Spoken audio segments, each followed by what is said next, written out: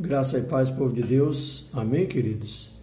Amados, nós partilhamos hoje do 22º dia de marcha por um avivamento, o despertamento da Igreja de Cristo, o desejo de nós de sermos avivados para fazermos o melhor para Deus, para nós não apenas desenvolvermos 30% ou 50% do nosso ministério, mas desenvolvermos 100% daquilo que nós esperamos em Deus. Eu, você, nós podemos fazer o melhor para Deus. Por isso nós devemos partilhar dessa bênção, podemos partilhar dessa graça e desse favor que Deus tem derramado sobre a Igreja de Cristo. Eu e você podemos partilhar dessas tantas misericórdias que Deus tem derramado sobre toda a Igreja brasileira, a Igreja de todo o mundo. E eu abri na Bíblia, encontrei o livro de Obadias aqui. E abrindo esse livro, encontrei uma palavra de juízo sobre a nação dos Edomitas. Isso serve de uma reflexão para nós, como Igreja de Cristo, nesses dias, pois quem eram os Edomitas, senão da descendência de Esaú, aquele irmão de Jacó, aquele rapaz que trocou a sua primogenitura por um prato de lentilha. Ele era Esaú e o seu irmão era Jacó. Parentesco de Israel, parentesco do povo de Deus, partilharam de talvez até mesmo os territórios, mas Edom, ele sempre foi averso a Israel, a Judá, a Jerusalém. Ele não queria dar as suas mãos ou estar amparando as causas de Judá.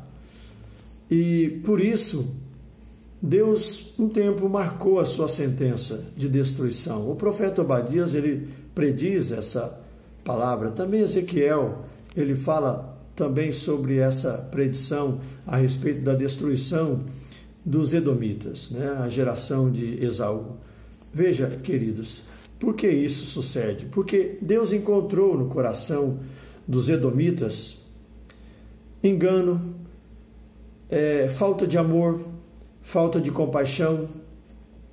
Eles não se alegravam com a alegria dos povos, mas eles alegravam-se com a desgraça daqueles que estavam debaixo de pesar e de horrores, como é o fato de alguns versículos aqui. Obadias tem apenas um capítulo, que é o capítulo de número 1, mas é um profeta tremendo que fala sobre um assunto maravilhoso e que cabe a nós interpretarmos esse assunto e vivermos na íntegra, porque são dias que estão marcando a humanidade, tempos difíceis, tempos de dores, e como nós estamos agindo em relação àquelas pessoas que nós estamos vendo, elas em maneiras desgraçadamente viverem. Como nós estamos agindo em relação às pessoas que estão passando por aflição, desespero, até mesmo na sua saúde. Estamos ali apoiando, ajudando, estamos chorando com elas ou nós estamos malhando nas costas delas? Como nós, chamados para amar, estamos nos comportando? Veja, a nação de Edomitas, por ser um povo parentesco de Israel, por ser um povo parentesco de Judá, estavam fazendo o contrário. Precisavam amar, precisavam abraçar a causa de Judá, mas estavam expondo eles ao ridículo, estavam colocando eles em aflição, em desespero, em turbulência. Tanto que é registrado no versículo 11 do capítulo 1 de Obadias, diz: no dia em que estiveste próximo, mas do lado oposto, quando estranhos levaram os bens dele e os estrangeiros arrombaram seus portões, está falando de Jerusalém, e os estrangeiros arrombaram seus portões e lançaram sorte sobre Jerusalém, tu os seguistes e agistes da mesma maneira que eles, ou seja, os inimigos de Jerusalém. No entanto, não devias ter contemplado com satisfação o dia da desgraça do teu irmão, tampouco se alegrando com a destruição do povo de Judá, nem escancarado tua boca para falar com arrogância sobre o dia da aflição do teu próximo. Jamais deveria ter entrado pelas portas do meu povo no dia da sua calamidade, e nem devias ter ficado alegre diante do padecimento dessa gente no dia da sua ruína, muito menos ter roubado seus bens e tesouros durante o dia da desgraça do meu povo. Ou seja, na verdade, Deus esperava que Edom usasse de misericórdia para com Jerusalém, usasse de misericórdia para com o povo de Judá. mas ele nunca agiu. Até mesmo quando o povo de Deus caminhava em meio ao deserto, quando precisou passar pelos termos de Edom, os edomitas não aceitaram, nem água quiseram dar, nem pouso, nem moradia, nem nada. E eles então tiveram que desviar, passar por longe, porque eles não aceitaram que fizesse isso. Era um povo parentesco, mas era inimigo. Você já viu gente dentro da igreja que tem irmãos dentro da igreja e que não se alegra com a alegria dos irmãos? Acontece isso. Infelizmente, as pessoas ficam tristes quando o irmão prospera, quando o irmão consegue galgar um degrau de bênçãos e de vitórias. Isso é horrendo. Nós precisamos de um avivamento, Igreja de Cristo. Precisamos de um avivamento, despertar o amor de Deus que habita em nós e que nós fomos chamados para amar e para o amor.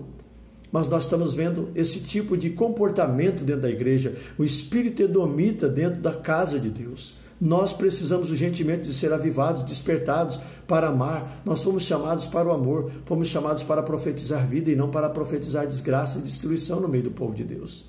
Assim como os edomitas gostavam de ver a desgraça do povo de Deus. Nós queremos ver o bem. Então os edomitas, por galgarem posições privilegiadas, mesmo sendo pequenos, conseguiram as suas proezas, as suas riquezas em guerras e batalhas, conseguiram seus patrimônios, suas terras, suas herdades, e eles achavam-se que era a última bolacha do pacote. Então Deus resolveu puni-los.